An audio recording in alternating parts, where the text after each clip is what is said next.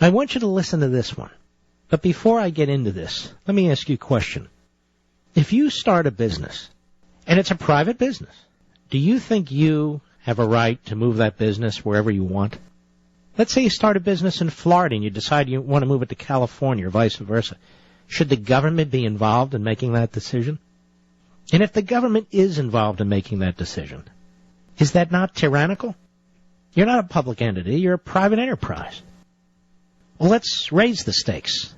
Let's pretend you're Boeing, and you want to move one of your airplane production lines to South Carolina. But the government tells you you're not allowed to. First time in history. The New York Slime's Steve Greenhouse, in what may be the strongest signal yet of the new pro-labor orientation of the National Labor Relations Board under President Obama. Now, let's just stop there. The new pro-labor orientation, what does that mean? The new anti-liberty orientation? The agency filed a complaint seeking to force Boeing to bring an airline production line back to its unionized facilities in Washington state instead of moving the work to a non-union plant in South Carolina. In its complaint, the Labor Board said that Boeing's decision to transfer a second production line for its new 787 Dreamliner passenger plane to South Carolina was motivated by an unlawful desire to retaliate against union workers for their past strikes in Washington and to discourage future strikes. The agency's acting general counsel, Leif Solomon, said it was illegal for companies to take actions in retaliation against workers for exercising the right to strike. So once you start a business in a right to strike state, which is most of them when it's a private sector, you can't leave. You're not allowed to move. You can't take some of your production activities, a production line, and move it to another state.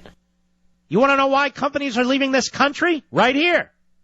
Although manufacturers have long moved plants to non-union states, the board noted that Boeing officials had in internal documents and news interviews, great testimony, specifically cited the strikes and potential future strikes as a reason for their 2009 decision to expand in South Carolina. Let's stipulate that that's true, and I have no idea. So what? So what? It's a logical decision. You guys are going to keep striking? I'm leaving. No, you're not allowed to. What the hell is that? That's a dictatorship. Boeing said it would vigorously contest the Labor Board's complaint. Quote, this claim is legally frivolous and represents a radical departure from both NLRB and Supreme Court precedent, said J. Michael Ludig, a Boeing executive vice president and its general counsel. J. Michael Ludig is an old friend of mine. J. Michael Ludig used to be on the Fourth Circuit Court of Appeals and should have been on the Supreme Court. So Mike Ludig is a great lawyer and will defend against this government intrusion in individual, not just individual, in liberty and property rights. He said Boeing has every right under both federal law and its collective bargaining agreement to build additional U.S. production capacity outside the Puget Sound region. So they want to build additional capacity, but not there. And the National Labor Relations Board loaded up, the majority anyway, 3 of the 5 left-wing nut jobs, including one that used to be a lawyer for the AFL-CIO. So no, you're not allowed to build outside of Washington State. What? What are they talking about? Ever since, it is highly unusual for the federal government to seek to reverse a corporate decision as important as the location of a plant. This is even the New York Slime saying this.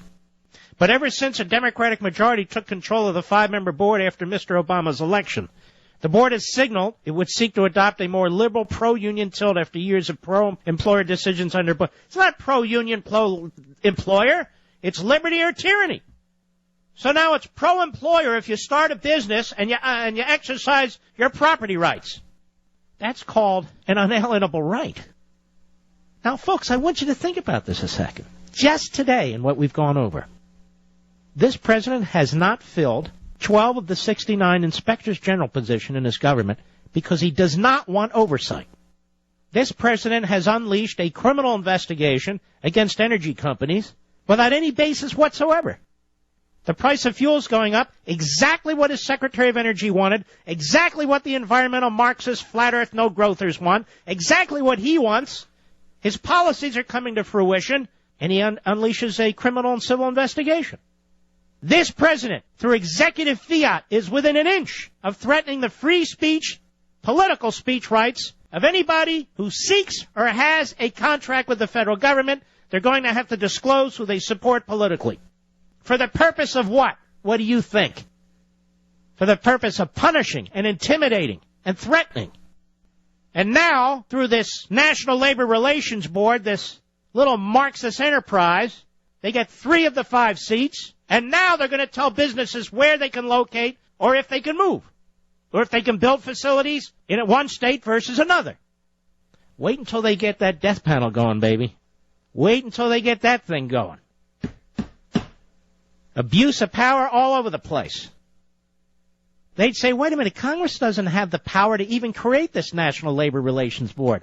It can't delegate legislative functions to these people. And yet, that's what it does. There's a reason why the Labor Department doesn't have an Inspector General. There's a reason why the Justice Department doesn't have an Inspector General.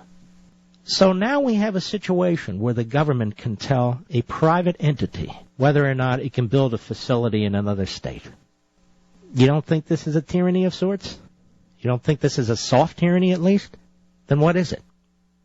As I said to Walter Williams, this is a post-constitutional society. Remember that phrase. It is a post-constitutional society. The Constitution is followed in the breach, if at all. There's absolutely no authority for 3 people. I don't care who appointed them and what they call themselves or what the building is that they operate in. For 3 people to be telling a private enterprise where it can do business, where it can't do business, and even whether it can do business. This is why this litigation over the Obamacare nonsense is so crucial. This is why my group, among others, Landmark Legal Foundation, and great attorneys general and governors aren't taking a pass on this, but they're directly involved in this. And I don't get this Chris Christie on this. That's his problem. Those of us who believe in liberty and the Constitution, we're moving without him. Believe me. But we are litigating this. We want to make absolutely certain, and we certainly hope, that if the Constitution is followed, that the same people, the same type of people, who are telling Boeing where they may or may not do business, won't have the power to tell us whether or not we have to purchase a particular type of insurance. Because if that is upheld, they're going to be telling us all kinds of things. I guarantee it. They're going to be telling us where we can live, how we can live, how many cars we can have, the size of the home we can have. Oh, they'll all relate it back to health and safety and public interest and whatever it is, it doesn't matter. Tyranny comes in many forms. It's dressed up all the time. And tyranny is very aggressive. Never rests. You need to realize how important you are in the history of this country. Each and every one of you listening to me right now. You need to realize how important you are. If you and I and those of us who agree with us, if we hang it up, the country's over. It's done. This is why I've said, thank God for the Tea Party movement. Thank God for all of you who belong to it, who are involved in it, and thank God for all of you who voted last election. We have to make so sure that you vote the next one. This is why I partnered with Americans for Prosperity as well, the most successful and active of the big conservative foundations that organize this way. This is it, folks. There is no free America tomorrow but for you. This is it. At every level, this president, this administration, it's not even just them. This philosophy that they advance, it's destructive. It's going to swallow up our liberties. They have a meeting in the White House. I believe 19 people. Not a single border state governor is invited to discuss illegal immigration and securing the border. It's because he doesn't want to secure the border, Obama. At every level of this society, every tradition and institution is under assault. Every damn one of them. Private property rights, citizenship, individual liberty, control over your body. Oh, and I'm not talking about abortion and birth control. It's a side issue. I'm talking about literally control over your body through government-run health care, whatever the issue is.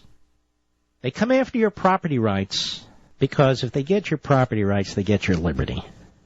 And it's much easier for a president to run around the country and talk about redistributing wealth than it is redistributing liberty. The government that has the power to give you a check has the power to destroy you. It just does. I'm going to say something. I hope it's not considered too controversial because I think it's accurate. When I watch Obama running around and screaming the way he does about these left-wing policies, sometimes I say to myself, is that guy mad? I don't mean angry. I mean mad. Is he off his rocker? He's got to know what he's saying is absolutely outrageous, that he's promoting lies and disunity. It crosses my mind. It honestly does.